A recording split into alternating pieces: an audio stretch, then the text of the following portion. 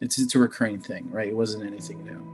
I think if you look back at archives or just if you're well enough with the institution, there's been like versions of this. There's been attempts like this before. There's always those whispers. Oh, students this many years ago tried this. I remember when I graduated, everybody that I turned to as counsel and guidance, I asked if I should go in the workforce or come back for more experience. And everybody, uh, led me in the way of like, well, you have the experience now, and I think you should continue to, you should pursue your career. I feel like there's still much to learn within the journalism space that I haven't quite yet. I think going back, that was a main priority is to establish a network for students to rely on each other to for specific resources and just to create a sense of identity on campus that wasn't there before. That was the seeds that like kind of pushed me to gravitate to people like you and other individuals where I'm like, hey, we're on this grind of trying to better ourselves through education and through these different experiences. But listen to me for a second. Can you envision something more, something different? And I think that's what moving forward, a lot of students should be aware of. It's work. It's a time commitment thing. So I think was just finding people that shared the same alignment when it came to what they wanted for themselves now, but I think more importantly, what they wanted for the students of the future. We learned how to operate not just as a group of individuals that believe the same, but as a group of, as a cohesive unit to accomplish a goal, right? Oftentimes, the small coalition of organizers became a small newsroom, right? If it came to helping each other for stories, or it became a small support group, or it became a small editorial staff, right? And I think that's something that, as these obstacles kept coming, we kept adapting, and we only learned more from how to work within a journalism space, not just in a educational institution, but I think just as young professionals. So I think it was the coalition of all those elements that made us do what we did, despite the lack of resources or opportunities that would have been there otherwise. We just made it ourselves. But I specifically wanted like Latino writers to really get together, and like who are serious about like craft, who are serious about like the work that it took, and like for that to be the topic at hand. And I felt like Chicano movements were real like militant and radical. And not that we were like anything like that to that extent, but just that really like lit a fire in me. I thought it was really important and really amazing to see once we started Pueblo, like how it inspired other people, you know, how we got these people who came back every week to our Zoom meetings, and it sucked that it was Zoom meetings and not in person. But people who were coming back and were like, I have this idea. I passed by this building where workers are on strike and I want to talk to the workers, you know? And I think that was really important for planting seeds for people to be like, okay, I have an outlet. I can talk about and like communicate with others about our fears, our worries, and our hopes. I had another idea for a name. Yeah, yeah, yeah. It was. I remember it was Spicklet. Yeah, I wanted to do Spicklet because I was Yeah, really hyped on like the Chicano stuff. I was yeah, like, we're brown and we're proud, and like almost like pushing other people away, which I don't necessarily think was like the right move, but that's just how I was feeling. I was like, it's us, like we gotta just yeah. like all like get together. Um, that being said, you had already been on 14 East and you were imagining something a little less like in your face and a little more like 14 East would kind of like help guide us. And I do ultimately think that was the best decision. You brought up the Pueblo idea. I think that kind of changed the vision from like us versus everyone else, which was kind of what I thought was Spicklet. And Pueblo was way more inviting, way more like, but still together, you know, Mhm. still promoted community, still promoted like a space for like learning and like community and communication. And I thought that was ultimately more powerful.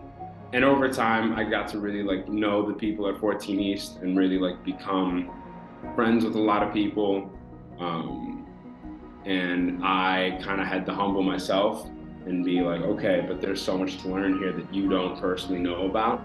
I came into it like, I'm not a journalist, I just have an idea, you know? And then people were like, okay, but like, you could be a journalist, you know? And I felt over time like really valued and really listened to, which I like wasn't expecting, because at the time I was just feeling not listened to. I was feeling kind of like angry at society, at like America, at the university. But coming into 14 East, I kind of let my guard down and came to accept that there was a lot of really brilliant people with a lot of brilliant stuff to teach. I would hope that I kind of inspired more people to bring the creative side of things, because that was what I was all about. I was like, there's no real creative outlet for Latinos only. So coming into 14 East, it was a change of plans for me. But then I was like, okay, well, maybe we can bring more creative work in here. And I just hope that that is an outlet that's been like, that has kept going. You know, I see like the open mics that Pueblo does still, stuff like that. And it's really inspiring to me because I'm like, wow, I think you and I kind of created a lane for people. It felt so cool to be asked to be a part of it. But also, like, I knew I was working with you and Julian, and I hadn't met Julian yet, but I thought like working with you and building this from scratch was going to be great because it could be so many things. But what it really felt like at the time, especially as we entered, you know, COVID, it just felt like a huge space for possibility. So for me, I just kept holding on to that hope and that possibility. Like it was going to be a great space to highlight Latina stories, both fiction and, you know, news. And yeah, I think for me, it just felt like a really big place for possibility. Mm-hmm. Yeah, taking it back to like when we started, at this point, La Dipalia has launched. They're getting like a whole bunch of like, you know, press play from like they're on NPR. They were like on TV news over here, and also like, yeah. Did you feel like, oh man, that's gonna like, you know, crush what we're gonna do, or now people aren't gonna pay attention to what we do over here? No, I didn't think that at all. I felt like both were great and necessary, and I think while they do similar things, they do it differently. I feel like 14 East and Pueblo do a lot of more like long form and like arts and culture things, and La Dipalia covers a lot of, well, they do that. I feel like 14 East does it a little differently. So I didn't think we were pitting two great outlets against each other. And yeah, I feel like Pueblo always felt like more of it was kind of like the Chicago Reader of DePaul, you know, like it was more alternative, but still covered a lot of great stories that I don't think would necessarily make it into the DePalia or La Dipalia. It was a platform to serve. It was really just trying to empower our community with information. I think what I can define that as, it was an initiative to knowing what our values are and what our values stand, which is that at the end of the day, we just want to serve our communities and really just lift them up and uplift their voices that are often silenced within mass media. And I think that's what I would say would define our work, would really just go back to the purpose as to why we did all this in the first place, is just to uplift the voices that are often silenced, to be able to serve and empower those around us, especially Latina, Latine, in general, just our Latino community. During the COVID-19 era, and we're still living it now, trying to survive this pandemic, it was definitely a point in our lives where we were all impacted, but different communities were impacted in distinctive ways, and everyone's experience was so different. But I think the biggest thing right now that we have to report on, that's, yeah, everyone is fatigued off of COVID-19 coverage, but at the end of the day, we still have to inform of the vaccine sites. We still have to push our Latino community to be protected. We still have to push to inform about the different distinct variants, even though some people don't want to hear it, but it's just so true, because now it's much easier, I'd say, just personally, right? I'm no expert.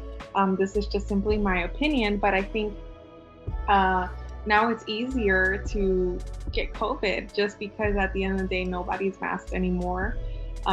Nobody really wants to hear about the information of what the latest variant is because everyone is so fatigued off of the information.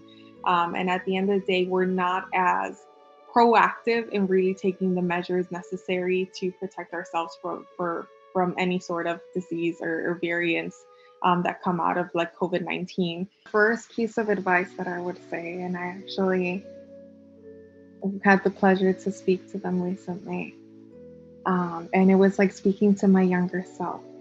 It was speaking to the Hillary that led La DePaulia and founded La DePaulia during that time. I'd say the biggest advice I would give is to not give power to other individuals to shut down your light, dim your light, or take away your voice. You're going to be confronted with so many people who have had history in years of being in the industry and are very opinionated at times, and it may feel intimidating. But always understand that your voice also has power, and also understand that your voice really at the end of the day matters. To not allow yourself to be intimidated by the chaos around you, and always push forward to bring the light, a unique light, to the publication that is going to be different than anybody else's. Do not be afraid with the changes in circumstances, but be ready to confront any changes in circumstances as a warrior, and to always trust in yourself, in your uniqueness. As a leader, be compassionate, be a listener, and be empathetic. Have conversations with people, and also be bold to disagree. Be comfortable in the uncomfortable. That's the advice I would give.